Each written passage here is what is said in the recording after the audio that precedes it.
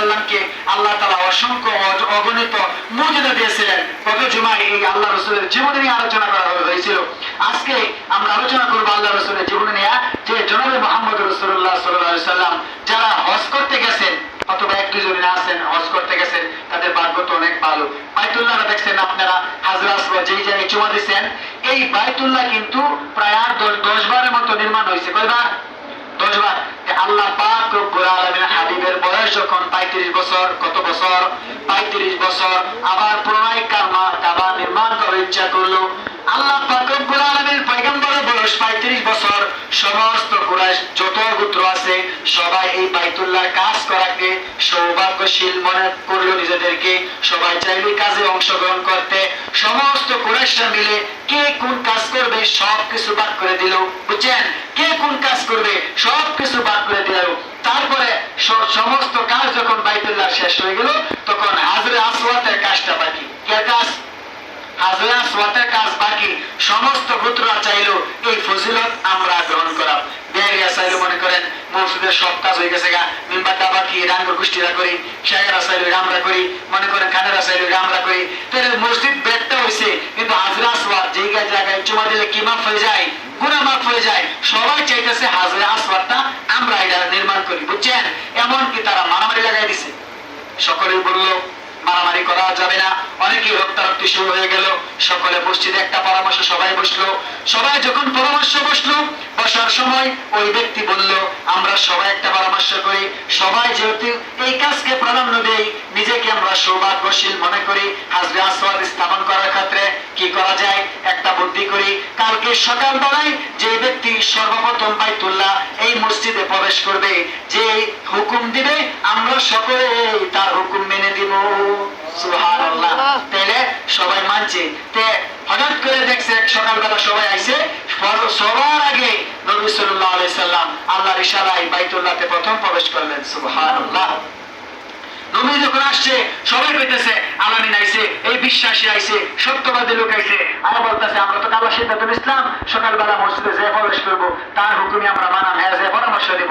যেহেতু আপনি প্রবেশ করছেন, আপনি আমাদেরকে দেন, এটা একটা পরামর্শ দেন। তখন আল্লাহ রাসূল বলছে তোমরা চাদর নিয়ে আসো। তখন একটা চাদর নিয়ে আইছে। আল্লাহ রাসূল স্বয়ং এই চাদরের উপর হাজরে আসওয়াদ রাখলেন। রাখার পরে বলো, এই গোত্র তোমরা কুরাইশ গোত্র আয়ো, এই বনি নাজির, এই অমুক গোত্র আয়ো, তুমুক গোত্র, সব গোত্র ডাক দিছে। ডাক দিয়া এক এক কোন এক এক গোত্র ধরো, সবাই মিল্লা দইরা আস্তে আস্তে হাজরে আসওয়াদ যেই জায়গায় স্থাপন করবে ওই জায়গায় পাথরটা নিয়ে আসলে নবী সাল্লাল্লাহু আলাইহি সাল্লাম ওই পাথরটা নিয়ে হাজরে আসওয়াদের জায়গায় রেখে দিলেন। সবাই খুশি হয়ে গেলেন। সুবহানাল্লাহ। তো জনাবে মুহাম্মদ রাসূলুল্লাহ সাল্লাল্লাহু আলাইহি সাল্লাম যখন হাজরে আসওয়াদ নির্মাণ করলেন, তখন আল্লাহ রাসূল সাল্লাল্লাহু আলাইহি সাল্লাম গোপন ইসলামের দাওয়াত দিলেন। কিভাবে? গোপনে 14 জন নারী পুরুষ ইসলাম গ্রহণ করেছে। করার পরে এখন আল্লাহ তাআলা বলছে যে প্রকাশ্যে ইসলামের দাওয়াত দিন। কোন সময়? প্রকাশ্যে ইসলামের দাওয়াত দিন। আল্লাহ রাসূল সাল্লাল্লাহু আলাইহি সাল্লাম সমস্ত গোত্রদেরকে ডাকলেন, ও আমার গোত্র সম্প্রদায় তোমরা এদিকে আসো, তোমরা আসো। সবাই আল্লাহ রাসূল পাহাড়ের উপরে উঠছে। আগে তো এরকম চেয়ার আসেন না, এরকম সাউন্ড বক্স আর মাইক ফিস আসেন না।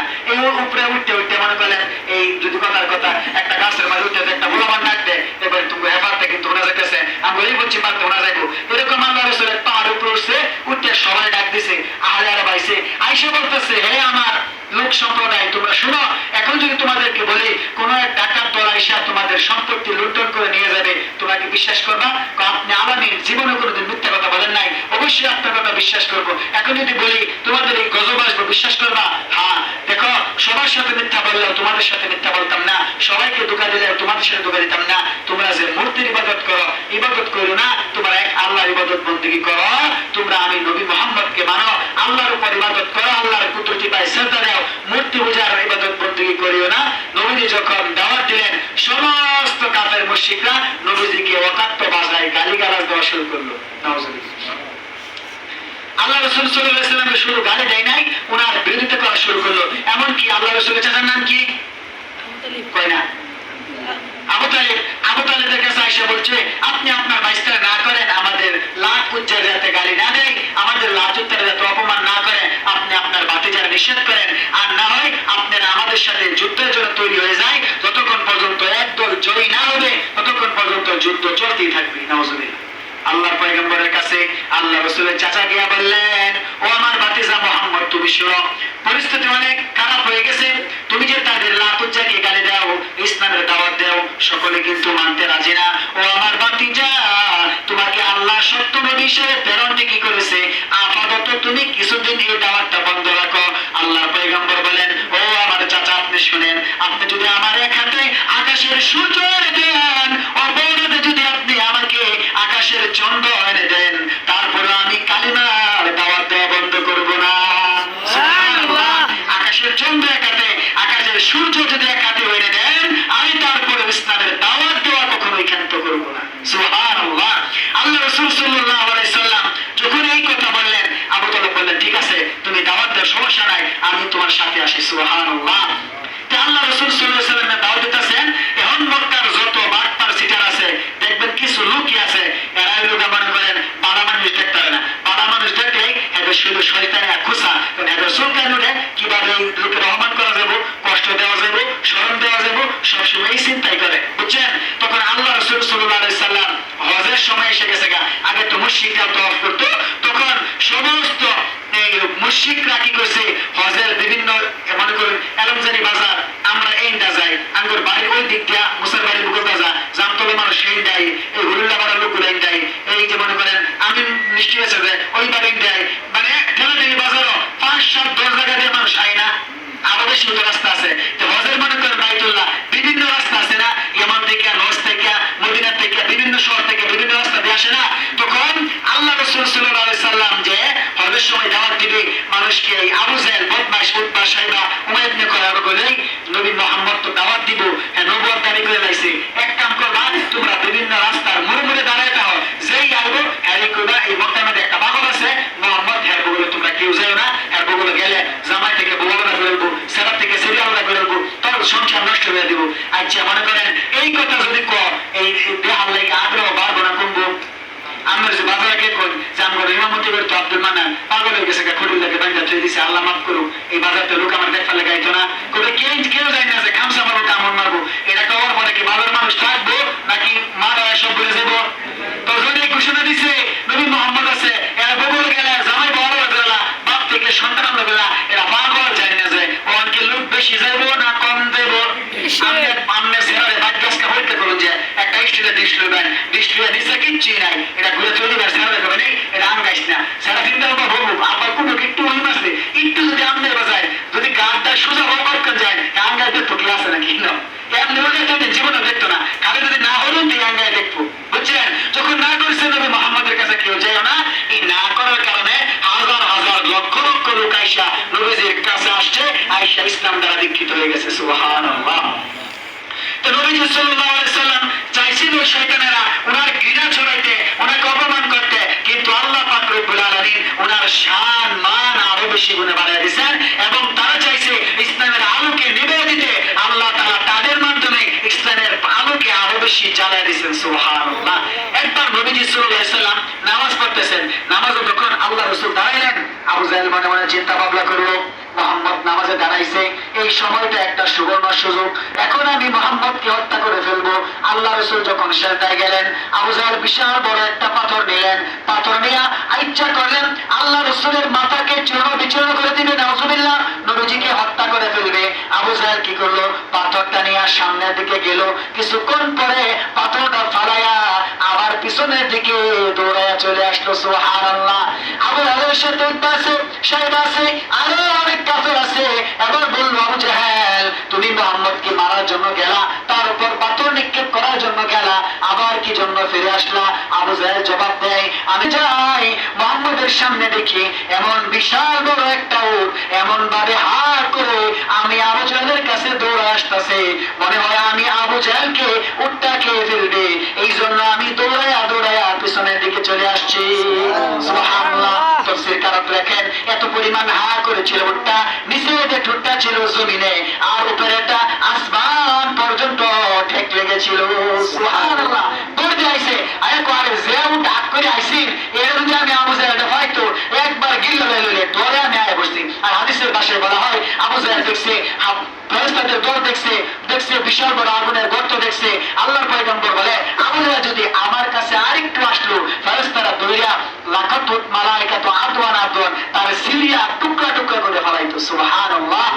আল্লাহ পাক রব্বুল আলামিন হাবিব যখন এইভাবে ইসলামের সমস্ত কাফেররা নবীজির মুজিজার সাক্ষী দিল, তারপরে আল্লাহ রাসূল ইসলামের দাওয়াত দেওয়া ক্ষান্ত করে নাই। এবার আবু জাহল, উতবা, শাইবা, উমাইয়া ইবনে খালদ যারা আছে তারা সবাই রেডি করলো। উতবা ইবনে রবিয়া, নাম কি বললাম, উতবা ইবনে রবিয়াকে রেডি করলো। ও উতবা ইবনে রবিয়া, তুমি মুহাম্মদের কাছে যাও, মুহাম্মদকে তুমি গিয়ে বুঝাও যেইভাবে পারো আমাদের লাত উজ্জাকে যাতে গালি না দেয়, আমাদের মূর্তি পূজাকে যাতে গালি না দেয়, তুমি তারে বুঝাও। আল্লাহ পাক রব্বুল আলামিন পয়গম্বরের কাছে উতবা ইবনে রবিয়া গেলেন, গিয়া বললেন, মুহাম্মদ তুমি তো কুরাইশ বংশের লোক, তোমার চেহারা অনেক সুন্দর, তোমার সম্মান অনেক বেশি, তুমি কি চাও? তুমি যদি আরবের কোন সুন্দরী নারীকে বিবাহ করতে চাও, আমরা তোমাকে আরবের সুন্দরী নারী দেব। ও মুহাম্মদ, তুমি যদি আরবের নেতা হতে চাও, আমরা তোমাকে নেতা মানব। ও মুহাম্মদ, তুমি যদি আরবের সবচেয়ে বড় ধনী হতে চাও, তাহলে আমরা তোমাকে দণ্ডরত দিব। ও মুহাম্মদ, তোমার উপর যদি কোনো বর্জিনে আসর থাকে, আসর আমরাও ছাড়িয়ে দিব। তারপরে তুমি লাত উজ্জাকে গালি দিও না, এই তুমি আমাদের মূর্তি পূজাকে গালি দিও না, ইসলামের দাওয়াত দিও না। উতবা ইবনে রবিয়ার কথা যখন শেষ হয়ে গেল, আল্লাহ রাসূল কিছু বলে নাই। আল্লাহ রাসূল কোরআনের একটা সূরা পড়ে দিলেন। আল্লাহ পাক রব্বুল আলামিনের জবান থেকে যখন কোরআনে কারিমের আয়াত শ্রবণ করলো, উতবা ইবনে রবিয়া সঙ্গে সঙ্গে আল্লাহ রাসূলের কাছ থেকে আবু জাহল, উতবা, শাইবার কাছে চলে গেল। গিয়া বলল, আবু জাহল, উতবা, শাইবা, শোনো, আমি বহু গণকের কথা শুনেছি, কবির কথা শুনেছি, অনেক জাদুঘরের কথা শুনেছি। মুহাম্মদ এমন বাক্য বলেছে যা কোনো গণকের কথা না, যা কোনো কবির কথা না, যা কোনো জাদুঘরের কথা না। ও আবু জাহল, শোনো, তার বিরুদ্ধে করা তুমি ছেড়ে দাও। যদি অচির ভবিষ্যতে তার সম্মান অনেক বেশি বেড়ে যাবে, তাহলে তো আমাদের লাভ, সে তো আমাদের এই গোত্র। এই কথা যখন উতবা ইবনে রবিয়া বলল, আবু জাহল বলল, মুহাম্মদ উতবা ইবনে রবিয়াকে জাদু করে ফেলেছে। নাউজুবিল্লাহ। কারণ কোরআনের বাণী শুনছে, শুনি না ওনার অন্তর কি হয়ে গেছে, বিগলিত হয়ে গেছে। আবু জাহলকে যখন বলল তুমি তার বিরোধিতা করিও না, এই যদি তার সম্মান বাড়ে, আমাদের তো বংশাল্লাহ। আবু জাহল বলল, মুহাম্মদ উতবা ইবনে রবিয়াকে কি করে ফেলেছে? জাদু করে ফেলেছে। যে জনাবে মুহাম্মদ রাসূলুল্লাহ সাল্লাল্লাহু আলাইহি ওয়াসাল্লাম যখন এই যে দাওয়াতটা দিলেন, হঠাৎ করে আল্লাহ রাসূল সাল্লাল্লাহু আলাইহি ওয়াসাল্লামের কাছে একজন সাহাবী আসলো, তুফাইল ইবনে আমর দাওসী, নাম কি? তুফাইল ইবনে আমর দাওসী যখন সফর করে মক্কা থেকে মক্কায় আসলেন, আবু জাহল অগ্রিম তারে রিসিভ করে নিয়ে আসলো। বলল, তুফাইল, তুমি মুহাম্মাদের কাছে যাবে না, গেলে তোমাকে ইসলামের প্রতি দীক্ষিত করে ফেলবে, মুসলমান বানিয়ে ফেলবে, তার কাছে যাওয়া যাবে না। তুমি এক গোত্রের লিডার, তোমাকে অসংখ্য অগণিত পয়সা, টাকা পয়সার মালিক বানায় দেয়, তুমি মুহাম্মাদের কাছে যাও না। আল্লাহ রাসূলের নামে যত বদনাম আছে আবু জাহল তুফাইল ইবনে আমর দাওসীর কাছে বলেছে। আমর দাওসী বলেন, আবু জাহল আমাকে না করেছে মুহাম্মাদের কাছে যেও না।